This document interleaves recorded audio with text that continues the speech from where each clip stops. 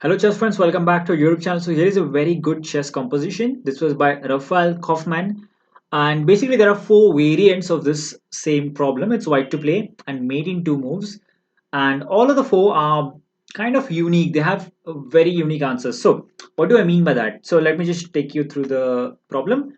In the first case scenario, you have the queen on c7.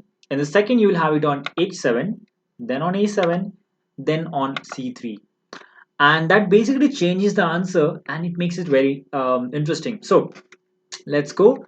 White to play, checkmate black in two moves. Take 5 minutes, maybe take a few minutes. I didn't mean 5 minutes. Take a few minutes, maybe pause the clock and pause the clock. What's wrong with me? I'll pause the video and try to figure out the solution. So white to play, mate in two moves. All right, hopefully you got the solution. The first move is very critical. It's f8 equals to knight. We under promote, we do under promotion, it's a knight. Now, king f6, what's the move over here? Well, if you have guessed queen e5, that's absolutely wrong. It's not working because king f7, obviously. You should have seen that. So the correct move is queen g7 and that's a checkmate. A very interesting pattern, I mean, very unique in a way. The way pieces control the squares, I mean, quite interesting. Alright, now let's dive into situation number 2. This time the queen will be on h7. So, alright, here's the situation number 2. This time the queen is on h7 as you can see. So, white to play, checkmate black in two moves. And again, this is quite interesting, very similar to the last one with a slight difference. Alright, hopefully you got the solution, and if you have not and you still want to spend time, I encourage you, I think you can just pause the video, give yourself a few seconds and try to crack the solution. I'm going to go right away with that. So here we go. We have to under promote, but this time not to a knight, but to a bishop. Now the bishop is controlling some really important squares. There are squares over here. This is controlled by the queen and this ones are controlled by the king, which means that the king is basically, the black king has only one square, and that is to go to f6 again. But this time we have a very interesting checkmating pattern.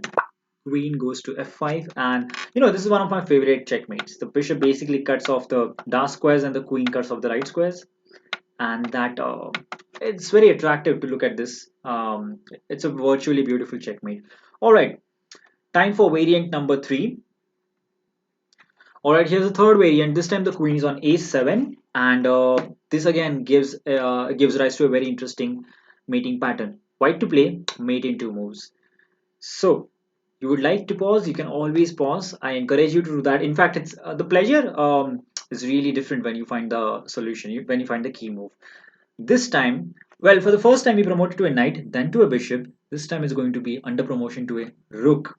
That's the beauty of this problem. The queen just have to change the position, and every time it's a different type of mate.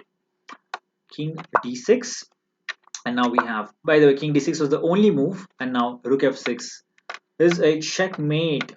Wow, what a checkmate.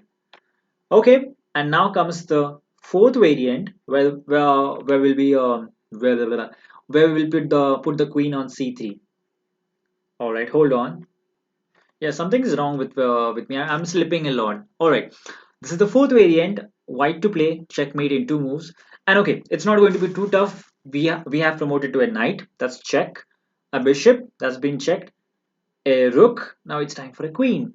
So there we go. White plays the move f8 equals to queen. And after the move king d7, there is this wonderful checkmate, a beautiful crossfire mate. I really like this one. Excellent checkmate. Let me color this one as well. There we have different colors of checkmate.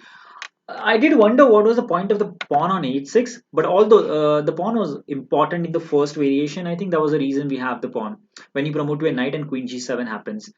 So every single piece in a problem has a purpose. It's not like the composer will simply put a piece without a reason. There are always specific reasons, specific variations for everything. So four different, I'm going to leave you with this one. Four different lines, four different variants, and four different type of promotions. That's the beauty of this specific problem or problems. Hope you enjoyed it, and do ignore my slip of tongue. It just happens sometimes. I'm human. All right, thank you for watching. Chess is fun, and I think that's the reason I'm putting up the code. I'm not sure who quoted it. Maybe I did. but it's quite fun. I mean, this problems are quite fun. Thank you for watching.